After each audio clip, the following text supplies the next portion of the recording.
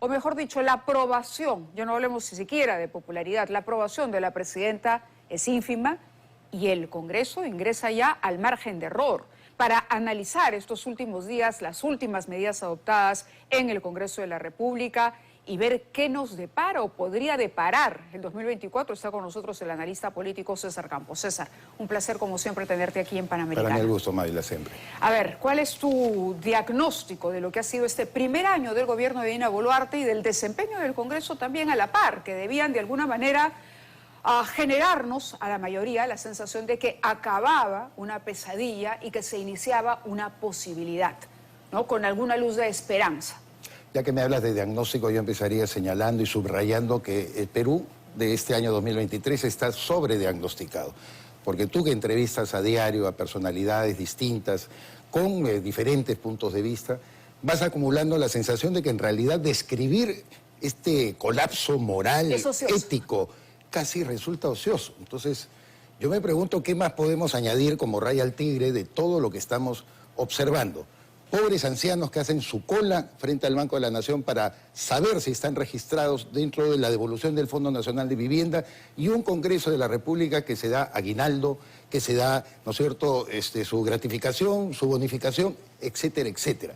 Cuando tú ves ese divorcio que hay de las principales instituciones y nuestros representantes justamente en el Congreso Nacional de lo que está ocurriendo afuera, lo que me temo es que lo único que queda por augurar es una situación de eclosión. Yo no calculo que el 2024 va a ser tranquilo ni pacífico como se espera, como consecuencia del rebote económico, correcto, etcétera, pero etcétera. la eclosión supone que en algún momento haya un activador de la reacción de la ciudadanía, de que la ciudadanía reaccione. Pero lo que vemos es, por ejemplo, cuando se ha liberado al señor Alberto Fujimori, que con el antifujimorismo existente en nuestro país y la polarización que su figura finalmente representa o supone, no hemos visto manifestaciones numerosas. Y en general, ante lo que hace el Congreso, por ejemplo, tampoco hemos visto marchas numerosas. ¿En qué momento crees tú que la ciudadanía va a decir, basta ya? Es que vamos a otra cosa. Hay un embalse, en todo caso, de expectativas, y sí creo que es el Congreso, la primera institución que está abriendo la rendija para esa explosión popular, que no será épica, no será cívica, Dios quisiera, ¿no? Ojalá una revolución que haga y sacuda la mente de nuestra clase política y la haga cambiar. No, yo lo que me temo que esto va a ser sangriento y compulsivo, lamentablemente. No es un deseo, por supuesto, estoy augurando que los señores congresistas no estén jugando ni siquiera con su destino. Porque lo que están haciendo ya después de lo que hemos visto, los mochasueldos, la acción de los niños, estas coordinaciones extrañas que hacen con otras instituciones, ¿Te refieres a la supuesta negociación de votos con la Fiscalía, con Patricia Benavides? Que es uno de los temas también pendientes de investigar y que habrá sido pateado hasta el momento en que se defina lo de la Junta Nacional de Justicia, que por supuesto cada sector, porque esta es una pugna, yo no creo que hay que hacer un acto de fe con las partes en disputa. Yo no lo hice desde un principio, por si acaso, con Patricia Benavides, y me pareció increíble que tuviera a un operador como el señor Javier Villanueva, que finalmente le termina tirando dedo y ella no dice una sola palabra en estas 2 semanas. Es cierto, Patricia Benavides en ningún momento se ha referido a él y ni ha marcado distancia. Ni ha marcado distancia, habla de fuerzas oscuras. Entonces, cuando yo veo que ni sus pares las podían respaldar, cuando nombra a 2 personas que quieren reemplazar a Marita Barreto, que muy bien ella puede determinar que en efecto no está cumpliendo con sus funciones y quizás subrogarla de la tarea que está realizando, pero a las 2 personas que nombra le renuncian.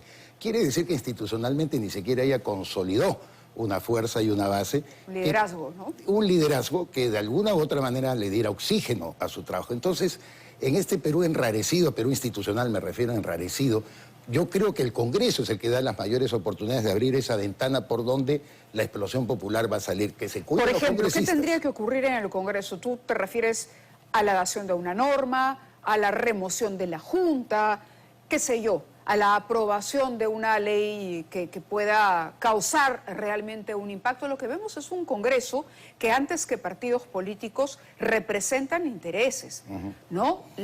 ¿Qué universidades se benefician, por ejemplo, con haberle dado una segunda oportunidad a las no licenciadas? Claro. ¿Por qué se hace eso? ¿A qué intereses? ¿Quiénes son los que ganan? Y esa es la pregunta que nos hacemos todo el tiempo cuando se proponen estas leyes. ¿Quién está ganando aquí? ¿A quién está beneficiando? Porque damos por descontado que no es a todo el país o a la mayoría. Y tú lo has dicho bien, porque son poderes fácticos. La minería ilegal, por ejemplo, tiene un brazo dentro del Congreso. Hace mucho tiempo, recuerda tú a Jaime Antezana, Jaime García, dos estudiosos del tema del narcotráfico, hablaban de narcobancada y todo el mundo se rajaba las vestiduras hasta que saltó el caso de la congresista Obregón, Sí. el caso de Elsa Malpartida. Dos congresistas. De Elsa Malpartida y Nancy Obregón. Entonces, caramba, en el Congreso están representados intereses fácticos que no son, como dicen, desde mi punto de vista equivocados, algunos analistas, las élites económicas. Si una élite económica, digamos, formal, bancos, hablemos de seguro, del sistema financiero, predominar en el Congreso, por ejemplo, hubieran impedido la perforación, ¿no es cierto?, del sistema privado de pensiones, que cada día es perforado más y cada día aumentan las propuestas para seguir generando que la gente saque el dinero y con eso destruir el sistema previsional privado. Pongo ese ejemplo porque a mí me disgusta cuando se habla de la élite y se cree que estamos hablando de los Romero, de los Brescia, no, los dueños para mí del Perú son la gente que está metida en la tala ilegal, la gente que está metida en la minería ilegal. Mira lo que han hecho, como ahora aliados con Tren de Aragua, paralizar a la unidad minera poderosa, empatadas en la libertad. Entonces, ¿de qué hablamos?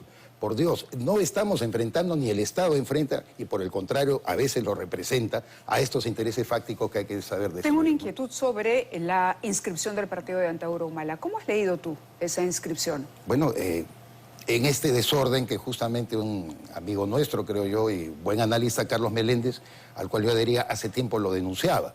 Aquí ha habido una reformología y una adoración a muchos amigos nuestros que se suponen eran los más grandes estudiosos de crear nuevas bases electorales. Lo único que han logrado, aunque se quejen diciendo que ellos no han podido obtener todo lo que buscaban, es atomizar, ¿no es cierto?, a los partidos.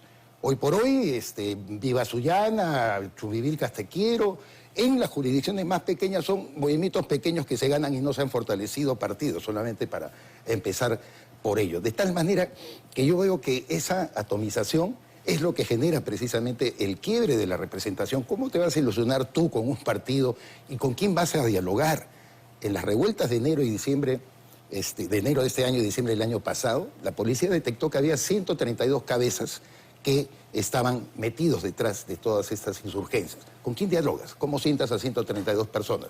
132 agendas. Entonces, a propósito de protestas, se dice que no hemos tenido más al cabo de un año, cuando se cumplía precisamente un año del fallido golpe de Pedro Castillo, porque la gente está más preocupada en la economía del día a día. ¿Podría ser la economía un detonante? ¿Qué nos espera? Este ha sido un año para llorar en términos económicos.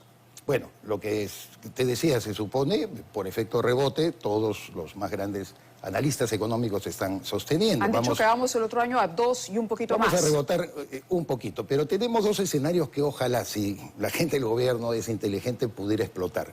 Uno es el cumplimiento del verdadero bicentenario de nuestra liberación, que se produce el 9 de diciembre del año 1824, con la batalla de Ayacucho, que debería ser más bien el punto de encuentro de los peruanos, porque en este encono, en esta polarización mávila, es imposible continuar. Si yo quiero imponer mi razón y todos me quieren imponer la suya, no hay manera de abrir un espacio para juntar al país en objetivos comunes. Entonces, si el gobierno fuera inteligente, reitero, ahí tiene un propósito. Y lo segundo, obviamente que somos el país anfitrión de la cita APEC por tercera vez. Y ojalá volcáramos a todos los peruanos a mirar el aprovechamiento que podemos sacar, porque son todos los peruanos los que nos vamos a beneficiar de estas economías abiertas y del estímulo que puede darnos APEC, reitero, como país anfitrión.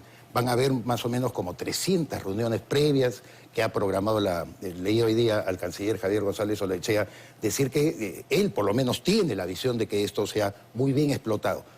Ojalá. Es una oportunidad. Es una oportunidad. Los peruanos engarzarnos todos, absolutamente todos, en dinamizar la economía nacional. Pero ¿crees que el gobierno va a estar a la altura? Y en cualquier caso, los pronósticos, uno dice efecto rebote, pero se suponía que después de la pandemia tendríamos un efecto rebote mayor. Sin embargo, mira lo que puede hacer una mala gestión.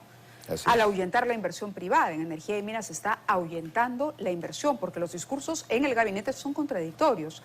Por lo tanto, ¿tú crees que esto puede en algún momento tener esa eclosión de la que hablas, que permite un adelanto de elecciones, o crees que vamos así entre canje y canje y soportando en una inercia hasta 2026? Es muy posible que se pueda plantear el escenario del adelanto de elecciones. Yo no lo descarto, como no es posible descartar absolutamente nada en el Perú.